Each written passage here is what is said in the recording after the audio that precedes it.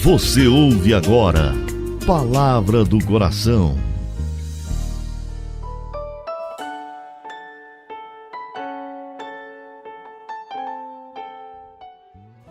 Em nome do Pai, do Filho e do Espírito Santo.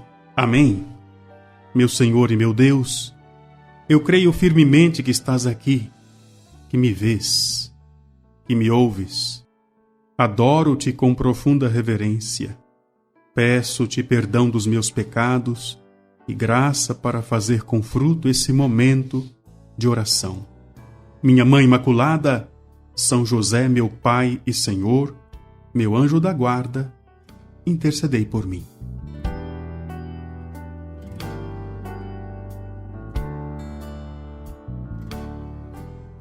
Quero acolher você nesta terça-feira. Hoje quero trazer a você uma reflexão que vai te ajudar muito, tenho certeza.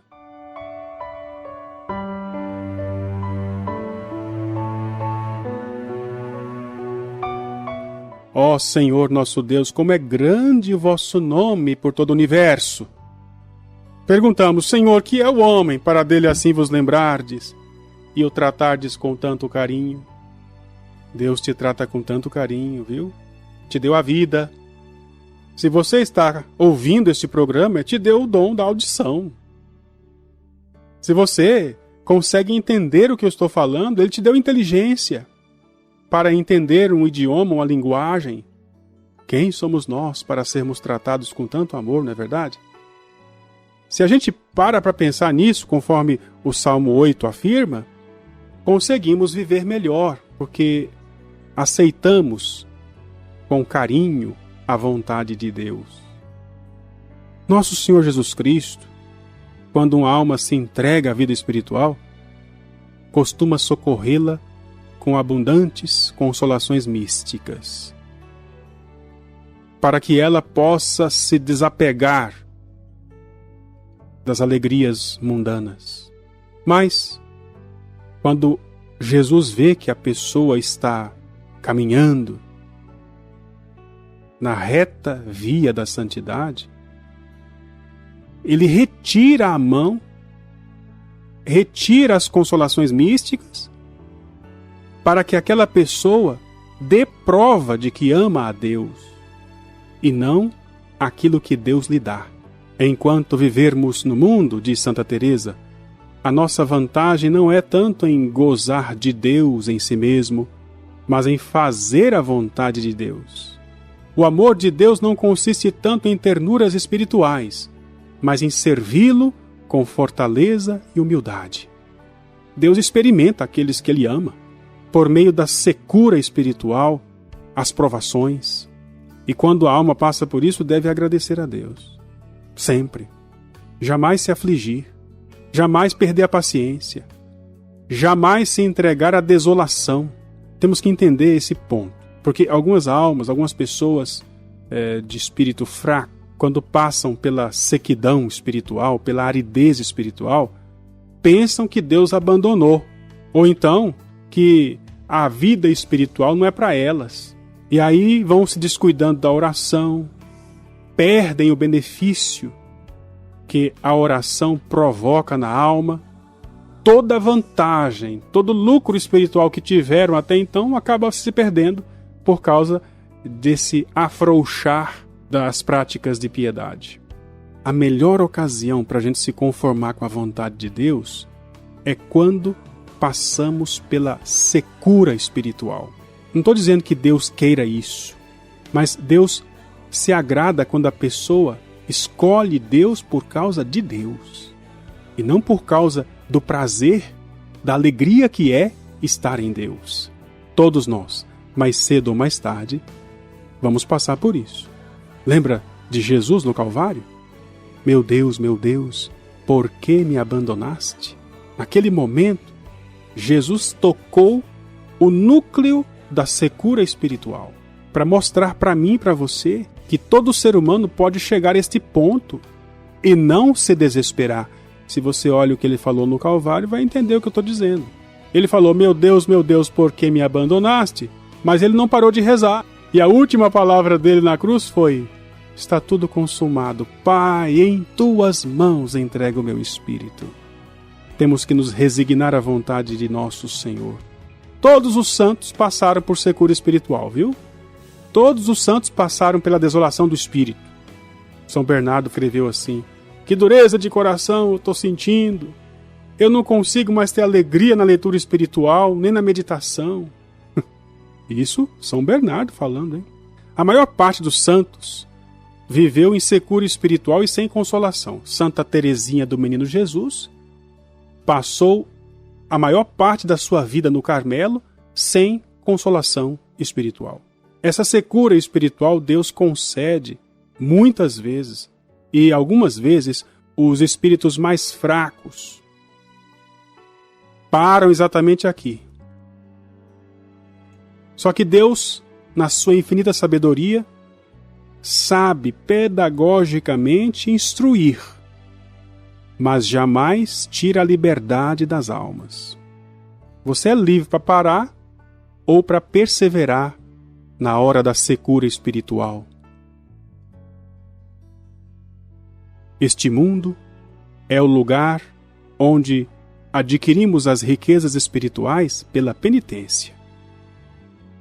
O céu, que é o lugar da recompensa. Os santos não se entregavam ao fervor com deleites, mas sim se entregavam às penitências. É melhor estar na secura e provação na mão de Deus do que na contemplação sem Deus.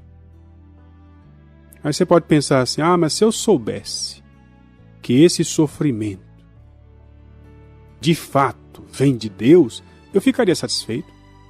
Mas o que me faz sofrer, o que me perturba, é porque pode ser que não seja vindo da providência divina. Pode ser por consequência das minhas faltas, dos meus pecados. Pode até ser um castigo por causa das minhas fraquezas. Olha, eu vou falar para você. Joga fora esse pensamento. Seja firme. Talvez você, estando na situação que está, se sente inquieto. Talvez tenha até se descuidado da oração, da penitência, da confissão, da adoração. Não faça isso. Porque se agora você sofre, poderá sofrer ainda mais. É verdade que a secura espiritual pode ser consequência das nossas faltas. Mas se Deus permite, Ele quer tirar um bem maior disso. Aceita. E se por acaso vem a ideia de que é um castigo, tenta lembrar dos seus pecados. Você recebeu muito mais graças do que dificuldades. Eu sempre reflito comigo que eu, por mim mesmo, mereço o inferno. Deus me deu tanta coisa boa. Se eu morresse hoje, se eu morresse agora, eu precisaria de 3 eternidades para agradecer tudo que Deus me deu até agora. Se eu tive algum sofrimento, alguma dificuldade, algum luto na minha vida, não se compara à quantidade de graças que eu recebi, quantos dias vivi, quanto nascer do sol, pôr do sol eu pude ver. Deus é bom. Vamos aceitar a vontade de Deus sempre. Não vamos nos reclamar. As graças que recebemos, não recebemos porque a gente merece. Me lembro quando estávamos num retiro em Goiânia e estava ali o Monsenhor Jonas Abib. E eu fui ao encontro dele e disse assim, ele não era Monsenhor ainda, era padre, falei assim: Padre Jonas, como vai? Ele pegou na minha mão, olhou nos meus olhos e falou assim: Padre Delton, eu estou muito bem. Depois eu fiquei sabendo que aquele mês a Canção Nova estava devendo 5 milhões. E ele falou para mim com tanta firmeza: estou muito bem. E de lá para cá eu aprendi. Aí quando as pessoas me perguntam como é que eu falo: estou melhor do que eu mereço. Muito melhor do que eu mereço. Aí teve um dia que eu falei: não, eu estou 17 vezes melhor do que eu mereço. Ultimamente eu estou 20 vezes melhor do que eu mereço. Deus é bom demais. Quando a gente se entrega à oração, quando com humildade a gente se submete às situações da vida, mesmo na hora da secura espiritual, nós somos sustentados. Senhor, eu aceito essa tribulação como vinda da Tua mão. Aceito pelo tempo que o Senhor quiser. Mesmo quando te for agradável, que eu permaneça aflito, até por toda a eternidade. Desde que eu te agrade, estou satisfeito. É assim que devemos rezar, ainda que seja difícil rezar assim. Quero rezar para que você consiga assumir esta reflexão.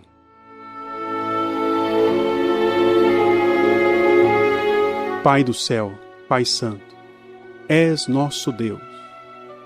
Senhor, tu és bom, obrigado. Concedei, Senhor, a nós a graça de sempre fazer sua vontade. Quero hoje, Senhor, te agradecer por tudo, inclusive por aquilo que me provoca algum tipo de aflição.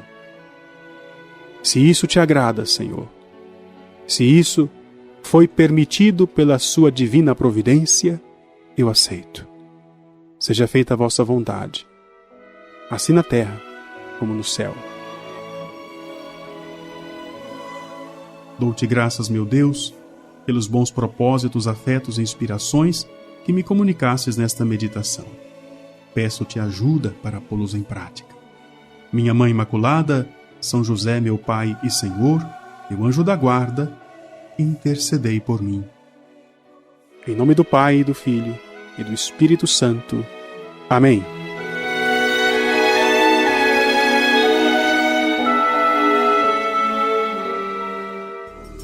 Você ouviu Palavra do Coração.